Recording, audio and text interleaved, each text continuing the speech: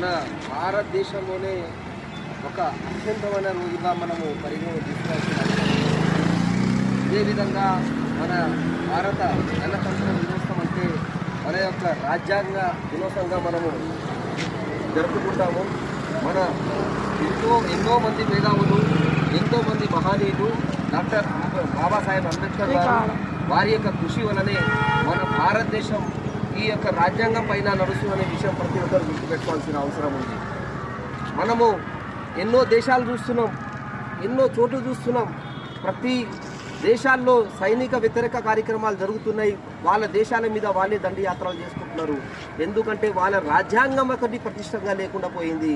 కానీ వందల కాదు వేల సంవత్సరాలైనా సరే మన భారత రాజ్యాంగాన్ని పటిష్టంగా చేసి వాళ్ళ యొక్క స్వయం కృషి, వాళ్ళ యొక్క రాత్రనక పతనంగా ఈ యొక్క రాజ్యాంగానికి మనం అందజేసిన ఈ మహానుభావులకి ఇలా నివాళి అర్పాల్సిన అవసరం మనకుంది. ఈ రాజ్యాంగం వలన ఇవాళ వరకు మనం చూస్తూనే ఉన్నాం. 75 సంవత్సరాలు గడిచిపోయినాయి. 76 సంవత్సరాలు మన దగ్గర ఉన్నాం. ఈ యొక్క 76 సంవత్సరాలలో కూడా మన భారతదేశం పైన ఎవరైనా వ్యతిరేక కార్యక్రమాలు చేపట్టలేదు.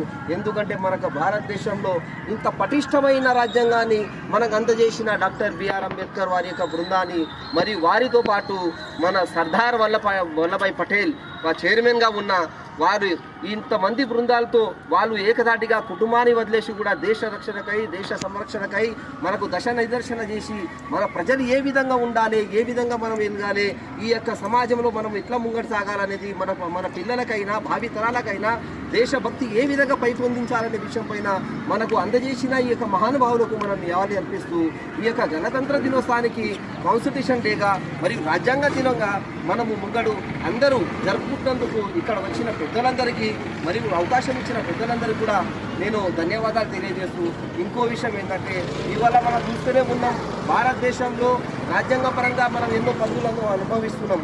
గతంగా ఇప్పుడు చూస్తూనే ఉన్నాం, మనం కొత్తగా ఇప్పుడు అన్ని వర్గాలకు ఎస్టీ ఎస్సీ బీసీ సామాజిక వర్గాలకు వెనుకబడి ఉంటే, అన్ని వర్గాలకు వెనుకబడి ఉన్నప్పుడు వాళ్ళకు కూడా ఒక్కొక్క వర్గాల నుంచి మనకు ఫలాలు అందించేయడానికి కూడా బాబాసాహెబ్ అంబేద్కర్ గారు కృషి చేశారు.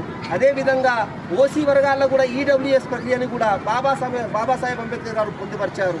ఈ యొక్క రాజ్యాంగము ఎవరి విరుద్ధం కాదు. ఈ యొక్క రాజ్యాంగము ఫలాలు ప్రతి ఒక్కరికి దక్కినాయి. అందుకనికే ఎన్నో ఏళ్ళుగా కూడా హైదరాబాద్ పార్లమెంట్లో ఎవరికి దక్కని పదవి భారతదేశం నుంచి ఈ యొక్క హైదరాబాద్లో మన మారుమూలంలో ఈ పాత బస్తీలో కృష్ణనాయక్ అనే వ్యక్తికి మనకు ministry of rural government of India నుంచి నామినేట్గా ఏర్పాటు చేసినట్టే ఈ రాజ్యాంగం యొక్క పరిస్థితులు అనే విషయము, ఈ ఫలాలను మనం